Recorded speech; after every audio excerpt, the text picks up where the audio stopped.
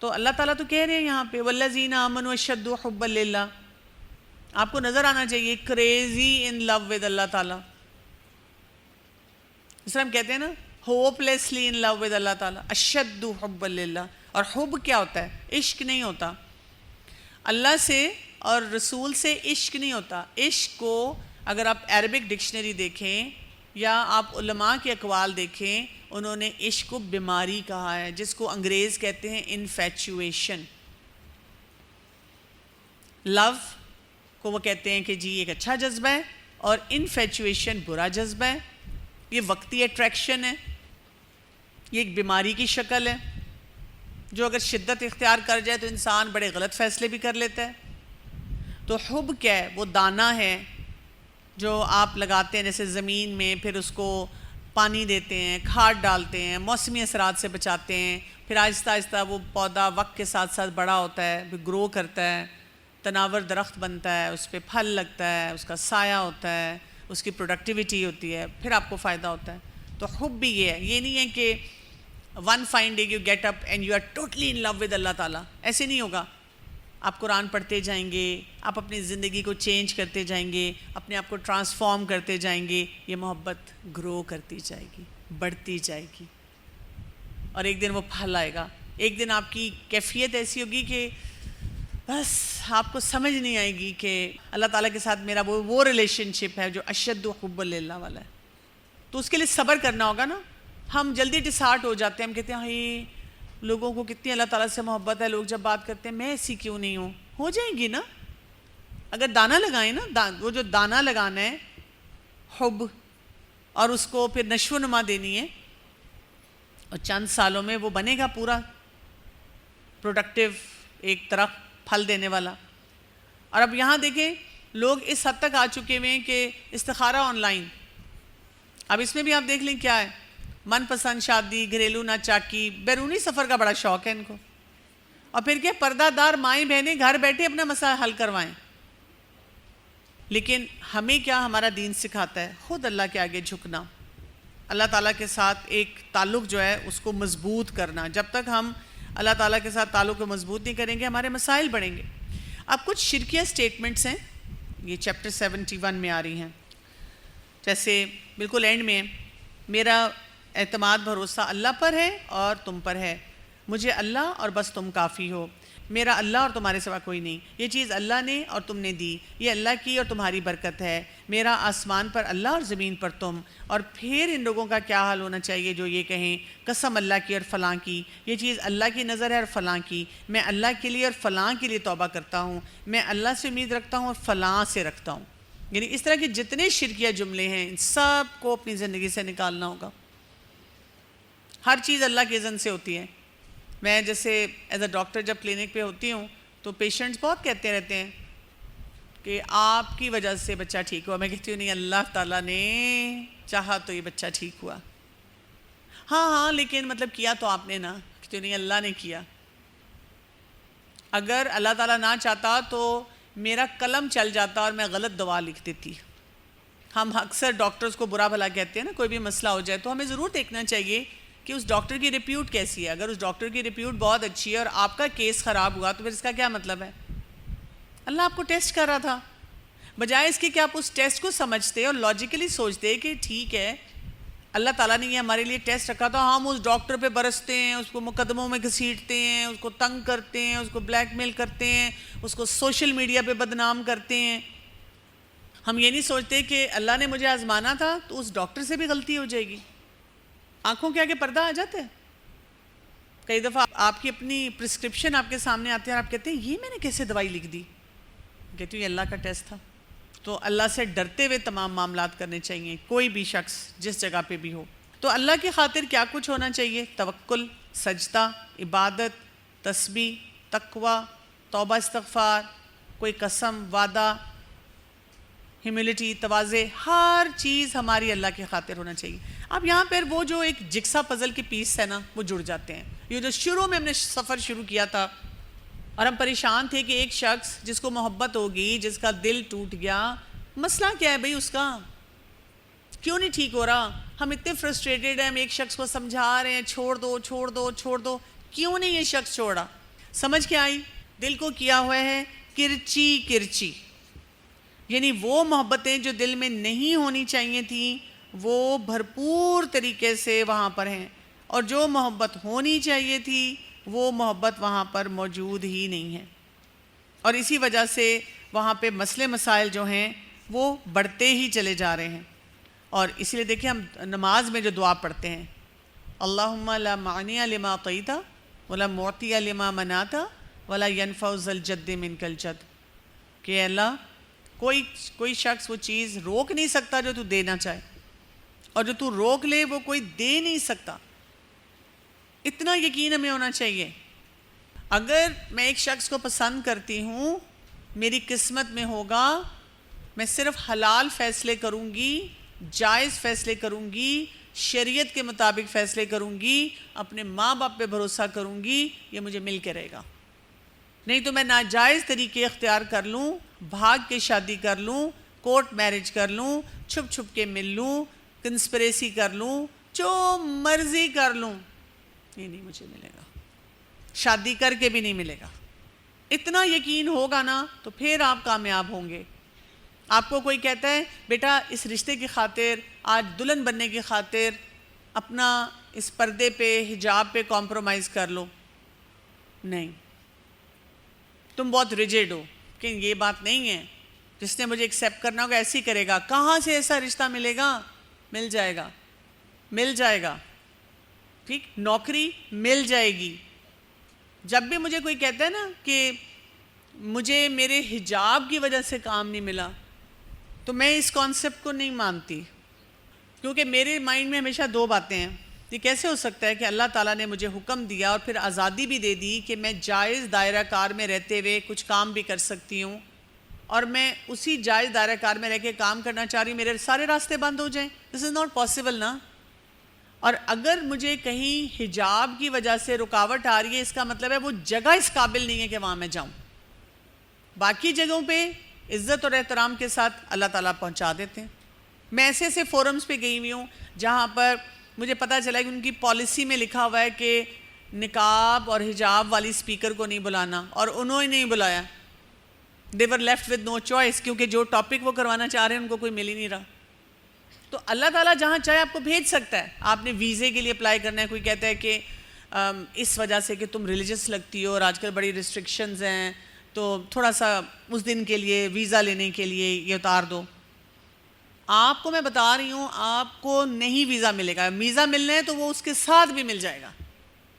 اتنا یقین جب آپ کا ہوگا، ریجڈ نہیں ہونا۔ کچھ معاملات ایسے ہوتے ہیں جن میں ہم پھر اوورلی ریجڈ ہو جاتے ہیں۔ ہمیں وہ فلیکسیبل ایلیمنٹس پتہ ہونے چاہیے جو ہمارا دین دیتا ہے، لیکن یہ یقین ضرور ہونا چاہیے کہ جو اللہ دینا چاہتا ہے وہ کوئی نہیں لے سکتا مجھ سے۔ مجھے کیا چاہیے؟ ایک محبت کرنے والا شوہر چاہیے نا۔ میرے گھر میں مثلاً مجھے بہت انسیکیورٹی محسوس ہوتی ہے کہ میرے والدین مجھ سے پوچھیں گے نہیں، پوچھے بغیر میری شادی کر دیں گے۔ میں اللہ سے مانگوں نا کہ اللہ تعالیٰ اگر میرے والدین ایسے ہیں، مجھ سے مشورہ نہیں لیں گے، کسی سے بھی میری شادی کر دیں گے، تو میرے رب آپ مجھے شوہر دے دیں نا ایسا جو محبت کرنے والا ہو۔ میں غلط کام نہیں کرنا چاہتی، میں صرف اس وجہ سے لڑکوں سے بات نہیں کروں گی کہ میں خود ایک لڑکا چنوں، آپ مجھے دے دیں۔ اور پھر یہ کامل یقین رکھنا کہ میرا رب مجھے دے گا۔ اور فرض کریں آپ اس طرح شادی کرتی ہیں اور آپ کا شوہر اتنی محبت نہیں کرتا، تو اللہ ہے نا، اصل محبت تو اللہ کی ہے۔ تو یہ یقین کی کیفیت جب تک ہمارے اندر نہیں آئے گی نا، جیسے ہم کہتے ہیں میں نے تو یہ بھی کیا پھر فائدہ نہیں ہوا، پھر میں نے یہ بھی کیا پھر فائدہ نہیں ہوا۔ کامل یقین رکھنا کہ دین پہ جب ہم عمل کرتے ہیں 100% فائدہ، یہ نہیں ہو سکتا کہ نقصان ہو۔ اپنے آپ کو استقامت پہ لے کے جانا۔ عبادت کا فوکس کیا ہونا چاہیے؟ اللہ کے لیے یہ ایکسٹریم لو، ایکسٹریم ہیوملٹی۔ ہماری عبادت ایسی نہیں ہے۔ ہم کیا کرتے ہیں؟ نماز پڑھی، سلام پھیرا، پھر ہم کہتے ہیں ڈرامہ، فلم، انسٹا، ٹک ٹاک، گپ شپ، کھانا پینا، پھر نماز کے فوراً بعد حلال حرام کی تفریق ختم۔ نماز بھی ہم اس لیے پڑھ رہے ہیں کہ جی میری ملاقات ہو جائے، اس کی اماں کو کچھ ہو جائے، کہ میری شادی وہاں ہو جائے۔ صرف ہم دنیاوی محبتوں کے پیچھے ہی نہ نمازیں پڑھ رہے ہیں، ملاوٹیں کر رہے ہیں۔ اللہ تعالیٰ کے ساتھ نا اس طرح بات کریں، اللہ تعالیٰ پلیز دیکھیں دے دیں، آپ دیکھیں، پھر میں اللہ تعالیٰ انشاءاللہ نمازیں اچھی کر لوں گی، پھر میں کورس کر لوں گی. امیوں کو بھی ہم یہی کہتے ہیں، ٹھیک ہے میں کورس کر لوں گی، لیکن وجہ یہ بنتی ہے خالص اللہ کے لیے نہیں. تو اپنے آپ کو خالص کریں اللہ کے لیے. آپ میں سے بھی اگر کچھ لوگ زبردستی آئیں تو آپ خالص کر لیں. قرآن پڑھتے پڑھتے کتنا دل پگھل جاتا ہے، کتنی باتیں سمجھ آ جاتی ہیں. سوچیں اللہ تیرا شکر ہے میرے اماں ابا نے زبردستی کی میرے ساتھ، مجھے ڈلوا دیا، اور اب مجھے سمجھ آ رہی ہے کہ زندگی کیسی ہوتی ہے. تو دنیا کی سکسیس، لوگوں کو کریڈٹ دینا، بڑی بڑی بلڈنگز کو، عمارتوں کو، دنیاوی چیزوں سے اپنے آپ کو کوئی وہ امپریس ہوتے رہنا، سائنٹیفک ریسرچز پہ کچھ بھی آپ کر لیں، اصل بات کیا ہے ان سب پہ حاوی ہوگی کیا چیز؟ اللہ کی محبت. اللہ تعالیٰ نہ ہمیں گروتھ سے روکتے ہیں، نہ تعلیم سے روکتے ہیں، نہ اچھے طریقے سے رہنے سے روکتے ہیں.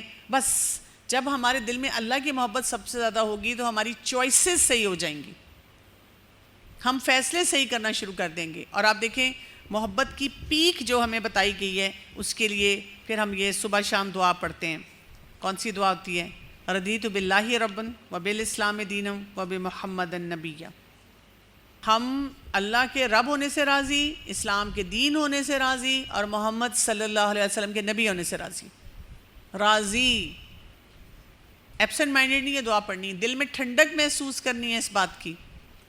پھر یہاں پر پیج نمبر 336 پر اللہ سبحانہ وتعالیٰ فرما رہے ہیں، سورہ زمر کی آیت نمبر 67 ہے، وَمَا قَدَرُ اللَّهَ حَقَّ قَدْرِهِ.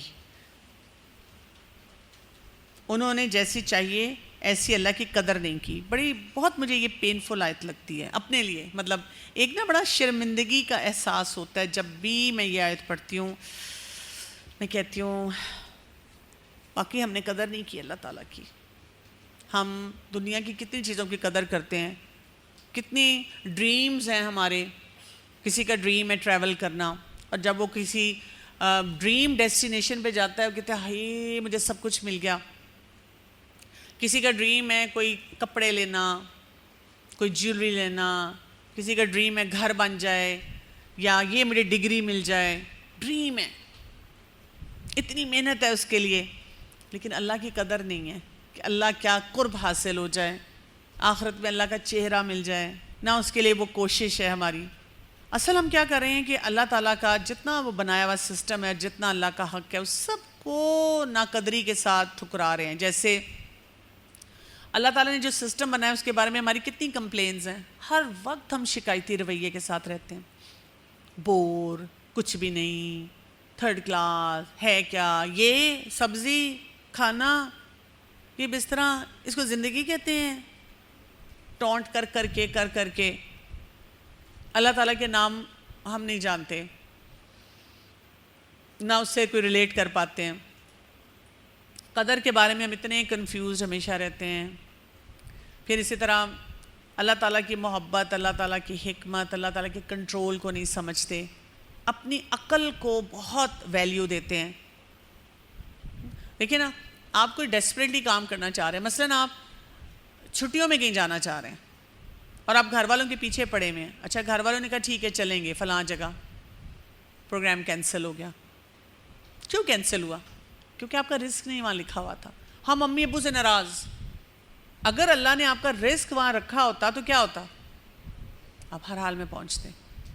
یہاں سے شکر گزاری آتی ہے کہ رزق نہیں لکھا ہوا تھا. رزق لکھا ہو تو آپ پتہ نہیں کیسے پہنچ جاتے ہیں، ایسے چیزیں آپ کو مل جاتی ہیں.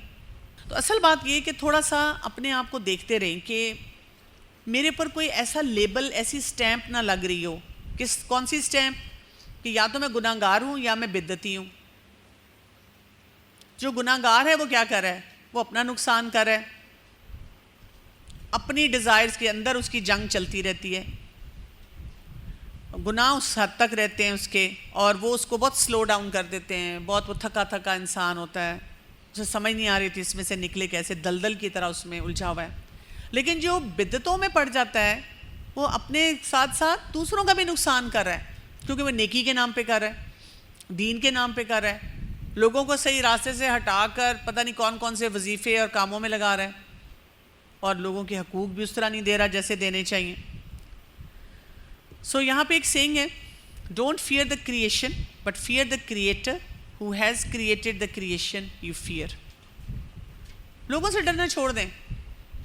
جب آپ لوگوں سے ڈرنا چھوڑ دیں گے کہ لوگ کیا کہیں گے اور یہ کام کیسے ہوگا، تو زندگی بہت آسان ہے. کوئی بھی کام کریں اللہ کے لیے اپنے آپ کو خالص کر لیں.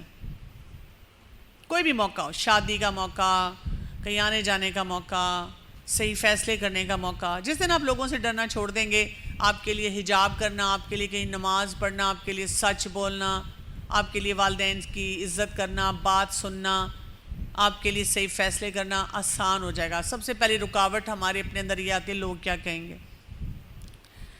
اس کے بعد امام قیم ابن جوزی کہتے ہیں کہ جب انسان شرک کی حیثیت کو نہیں سمجھتا نا، تو ایک اگلے لیول پہ پہنچتا ہے. اور وہ کیا ہے کہ جسٹس کے منافی ہو جاتی ہیں کام اس کی زندگی میں، اپریشن آ جاتا ہے، ظلم بڑھ جاتا ہے. اور اس ظلم کے بھی بہت سے درجات ہیں.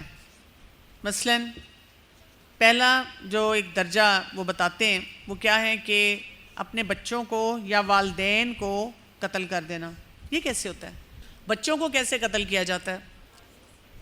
ایبورشن کی شکل میں، یا اللہ نے جو حق بچوں کو دیا ہے والدین وہ حق نہ دیں. تعلیم کا حق دیا ہے، تربیت کا حق دیا ہے، شادی کے موقع پہ بھی حق دیا ہے. کئی بچیاں جو غلط فیصلے کر رہی ہوتی ہیں اس لیے کہ والدین نے جی اپنی مرضی سے فیصلہ کر دیا ہے. والدین بھی تو غلط فیصلے کر جاتے ہیں نا. لڑکا اتنا پڑھا لکھا نہیں، لڑکی، یا بالکل ہی آپس کی کوئی میچنگ نہیں ہوتی، کوئی بات چیت میں کسی طور طریقے میں ان باتوں کی طرف چلتا ہے. یہ اس چیز سے والدین کو بھی نہیں کرنا چاہیے کہ بچوں کو مار دیں، کرش کر دیں. رکنا چاہیے نا اپنے آپ کو. کئی دفعہ ٹانٹس بہت زیادہ پیرنٹس کرتے رہتے ہیں، یہ بھی قتل کرنے کے برابر ہے. اچھا، پیرنٹس کو کیسے قتل کیا جاتا ہے؟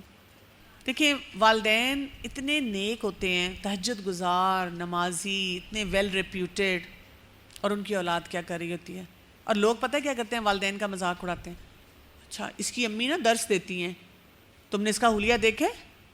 تمہیں دیکھے یہ انسٹا پہ کیا کر رہی تھی، ٹک ٹاک پہ کیا کر رہی تھی؟ آپ کا کیا خیال ہے جو خود دین سمجھ رہے ہیں، والدین دین پڑھا رہے ہیں، اور فار دیٹ میٹر میں کہتی ہوں دین کی بالکل سمجھ بھی نہیں ہے نا، بالکل سمجھ بھی نہیں ہے، وہ والدین بھی پسند کرتے ہیں کہ لڑکی لڑکے کا ہاتھ پکڑ پکڑ کے کالج میں پھر رہی ہے، پارکوں میں جا رہی ہے، ریسٹورنٹ میں چھپ چھپ کے مل رہی ہے، پسند کرتے ہیں. تو ماں باپ مر جاتے ہیں جب ان کو ایسی چیز پتہ چلتی ہے.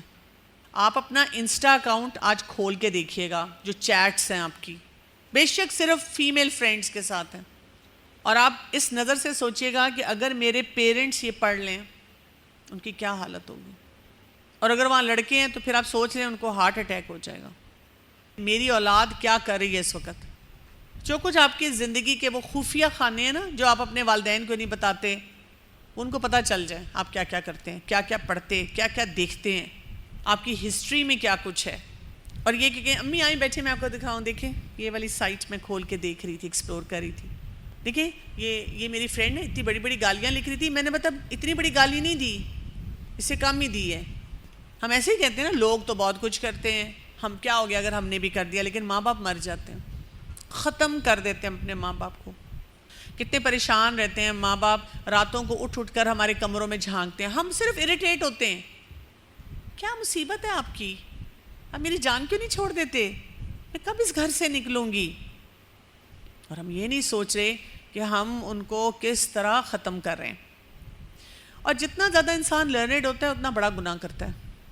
بہت زیادہ یہ کامن میں نے دیکھا ہے. اور آپ دیکھ لیں کہ جان بوجھ کے قتل کرنے کی کیا سزا ہے. جیسے کہ یہاں پر سورہ المائدہ کی آیت آتی ہے چیپٹر 78 میں، من اجلی ذالک کتبنا علی بنی اسرائیل، اس وجہ سے ہم نے بنی اسرائیل کے متعلق لکھ دیا تھا کہ جو شخص کسی کو بغیر کسی جان کے عوض اور بغیر زمین میں فساد پھیلانے کے قتل کرے گا تو گویا اس نے تمام انسانوں کو قتل کر دیا، اور جس نے ایک کو مرنے سے بچایا اس نے گویا سب انسانوں کو بچایا. تو یہ دوائی شافی پڑھانے کی کوشش کیا ہے کہ کسی طرح سے جو لوگ غلط فیصلے کر رہے ہیں ان کو بچا لیا جائے، ان کو کسی نہ کسی طرح سے اس مسئلے سے نکال دیا جائے. پیج 387 پہ حدیث آ رہی ہے، رسول اللہ صلی اللہ علیہ وسلم نے فرمایا جب کوئی جان بلا کسی استحقاق کے قتل کر دی جائے تو آدم کے پہلے لڑکے کو جس نے سب سے پہلے جرم کیا تھا اس قتل کے جرم سے حصہ ملے گا، کیونکہ قتل کا طریقہ اس نے سب سے پہلے جاری کیا۔ تو یہاں پہ بیسک کانسیپٹ ہمیں کیا مل رہے ہیں؟ صدقہ جاریہ اور گناہ جاریہ کا، یہ ہمیں پتہ ہونا چاہیے۔ چند سوالات ہیں وہ میں لے لیتی ہوں۔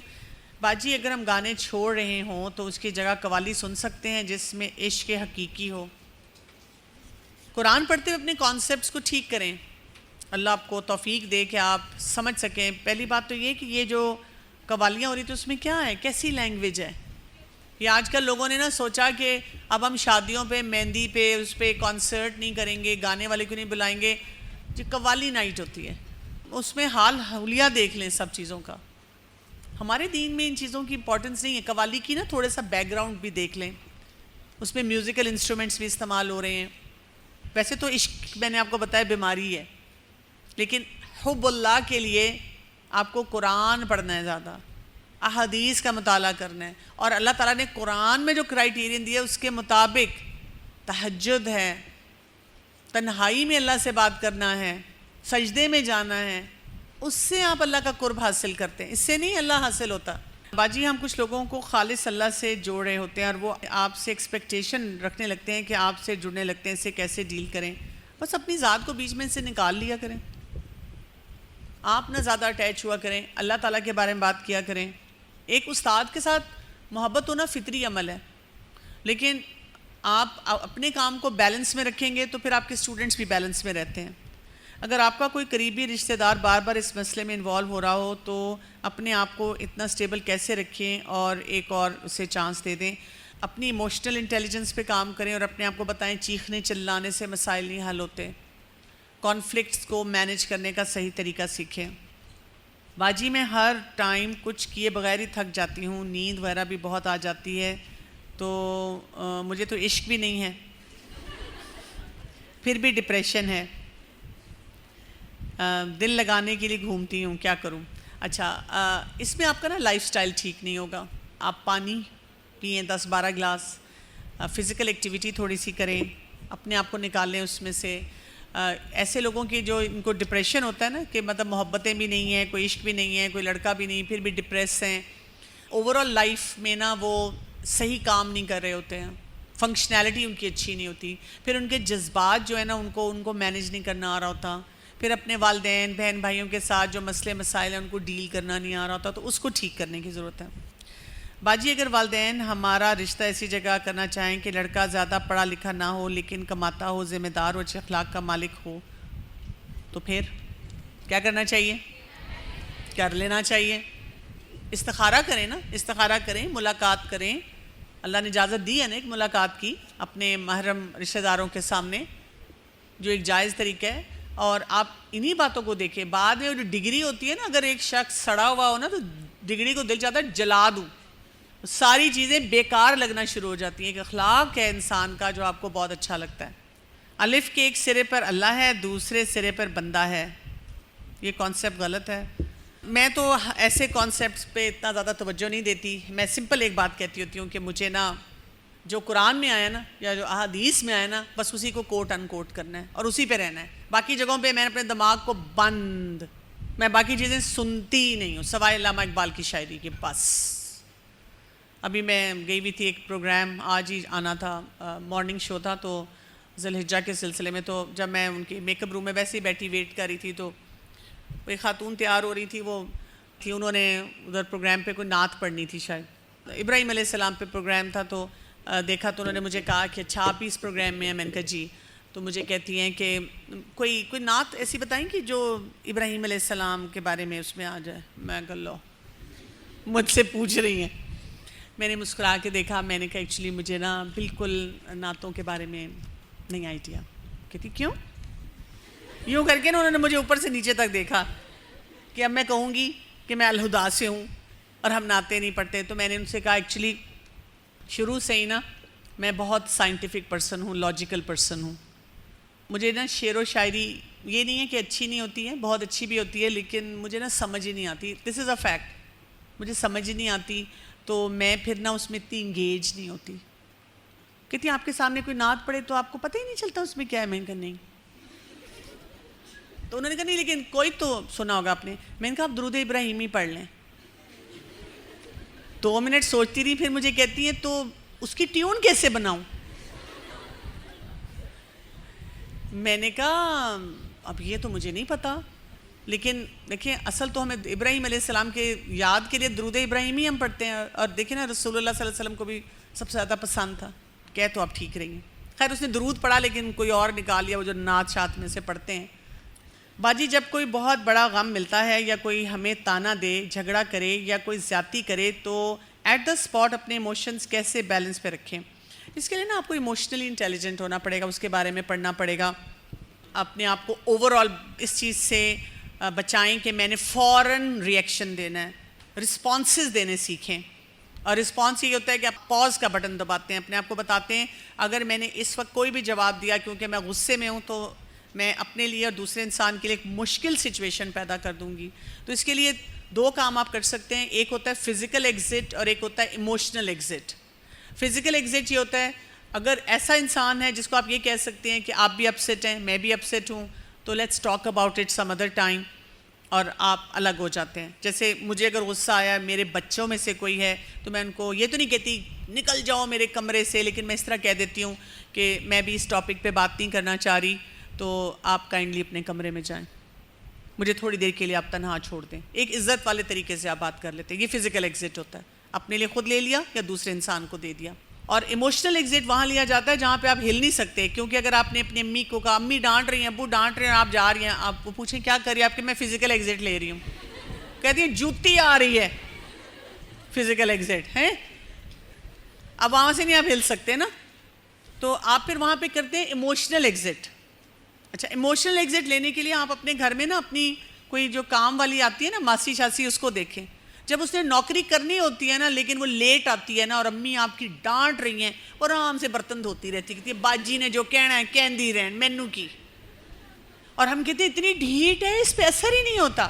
تو ایموشنل ایگزٹ ایسے ہی ہوتا ہے کہ آپ نا ایموشنلی اپنے آپ کو ڈیٹیچ کرتے ہیں, دماغ میں سوچتے ہیں اگلا انسان غصے میں ہے, اور جب کوئی ایک انسان غصے میں کچھ کہتا ہے نا, اس کا مطلب نہیں ہوتا, وہ کئی دفعہ بعد میں شرمندہ بھی ہوتا ہے اپنی بات پہ. تو میں نے نا ابھی اس بات کو اپنے اندر نہیں لے کے جانا, میں نے نہیں سوچنا, کیونکہ اس مسئلے کو میں نے تحمل سے حل کرنا ہے, اور آپ پھر اس کو آہستہ آہستہ لے کے چلتے ہیں اور دیکھتے ہیں. بہت ساری اور بھی ٹیکنیکس ہیں, لیکن جتنے آپ ایموشنلی انٹیلیجنٹ ہوتے جاتے ہیں پھر آپ کے مسئلے حل ہوتے ہیں. سبحانک اللہم و بحمدک, اشہد ان لا الہ الا انت, استغفرک و اتوب الیک. السلام علیکم و رحمۃ اللہ وبرکاتہ.